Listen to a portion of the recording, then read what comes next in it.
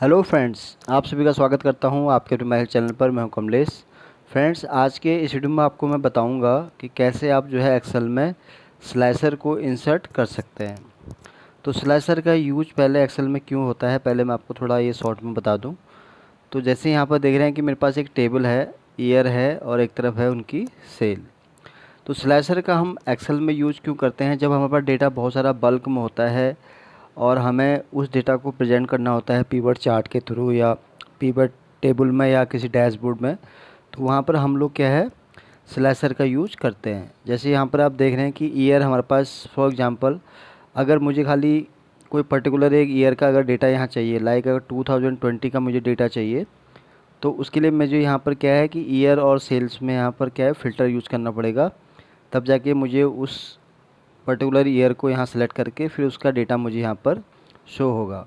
लेकिन स्लाइसर के थ्रू क्या होता है कि हम इसी डेटा पर ही पहले हम पिवट बना के उसका स्लाइसर क्रिएट करके और किसी एक ईयर पर अगर हम क्लिक करेंगे सिंपल इस तरह से, तो ऑटोमेटिक ही उसी का ही डेटा हमें यहाँ पर विजिबल होगा।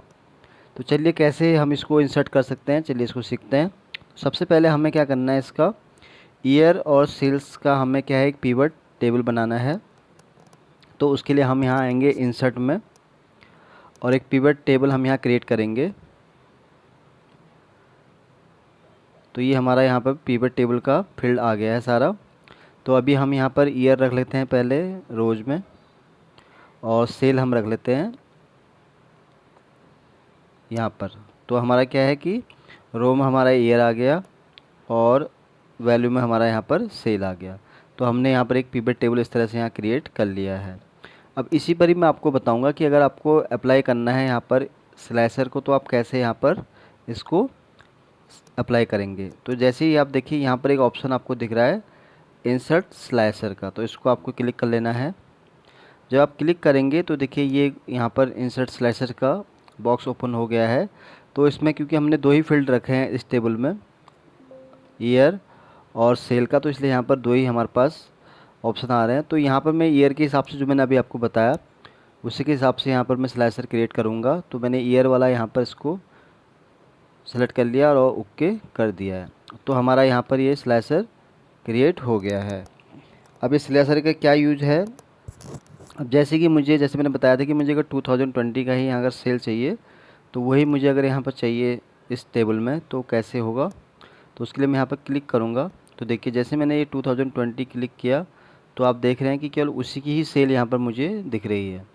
और इसी तरह अगर 2021 का अगर मैं सेलेक्ट करूँगा, तो मुझे केवल वही सेल यहाँ पर नज़र आ रही है।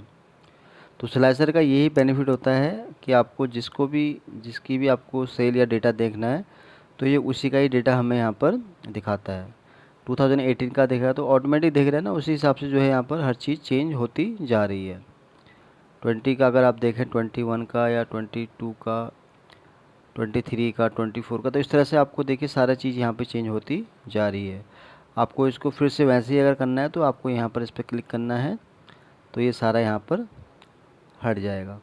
तो ये तो मैंने एक तरीका बताया आपको कि पिवट टेबल के थ्रू आप कैसे इसको कर सकते हैं। पिवट चार्ट के लिए भी सेम ऐसे ही रहेगा, बस आपको ये क्या है कि यहाँ पर इसको सेलेक्ट कर लेना है और इसका हम पिवट चार्ट एक बना लेते हैं।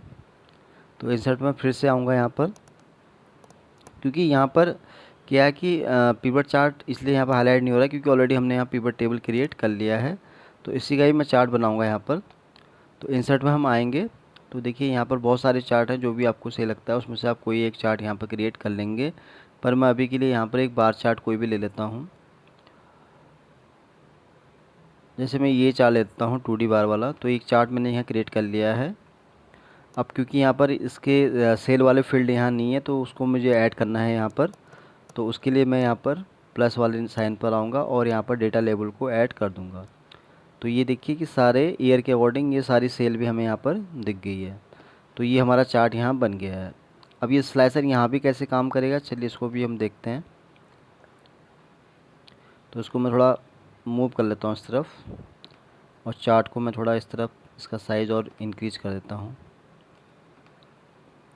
तो अब मैं यहाँ पर स्लाइसर का किसी एक पर क्लिक करके देखते हैं कि क्या इसका होता है फ़ायदा। तो ये हमारा यहाँ पर ये मैंने पिवट टेबल बनाया पहले, फिर पिवट चार्ट बन गया, और स्लाइसर तो हमने पहले से यहाँ क्रिएट कर रखा है। तो यहाँ पर देखते हैं कि कैसे ये चार्ट पर काम करता है।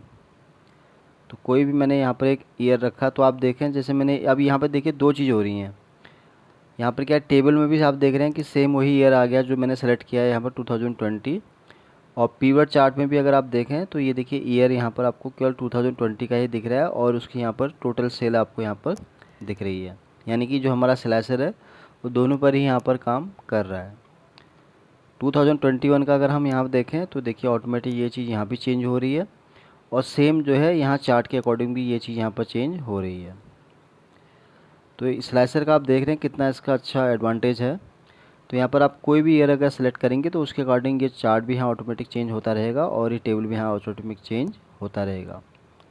तो इस तरह से अभी जैसे यहाँ पर क्या है कि मेरे पास डेटा टेबल छोटा है तो इसलिए ज़्यादा ये अच्छा आपको नहीं लग रहा होगा। लेकिन अगर ये जब क्या होता है कि जब हमारे पास टेबल बहुत सारा बल्क में होता है, हम एक ही चार्ट के अगर अलग अलग तरीके से चार्ट बनाते हैं, उसको अगर हमें उसको कंपाइल करना है इस स्लाइसर के थ्रू, तो हम क्या है हमारे पास एक ऐसा रिमोट यहाँ हो जाता है कि जिसके थ्रू हम क्या है पूरा चार्ट और टेबल को जो है ऑपरेट कर सकते हैं। तो आप देखिए किसी एक पर भी आप क्लिक करेंगे तो उसी अकॉर्डिंग ये यहाँ पर काम करेगा। अब आपको फिर से अगर सारे ईयर का डेटा चाहिए या चार्ट में, तो आपको क्या है फिर यहाँ पर जो आपने ये इसको आपको क्रॉस को यहाँ पर हटा देना है। तो हटाते ही देखेंगे आप सारा डेटा आपको फिर से यहाँ इस तरह से दिख जाएगा। तो फिर से अगर आपको चेक करना है तो इस तरह से आप चेक कर सकते हैं। अगर नहीं करना है तो फिर से आप यहाँ पर इसको आप यहाँ से रिमूव भी कर सकते हैं। सेलेक्ट करने के बाद डिलीट यहाँ करेंगे तो ये आपका यहाँ पर रिमूव हो जाएगा। फिर से इंसर्ट करना है तो आपको ये इसको सेलेक्ट कर लेना है इस तरह से।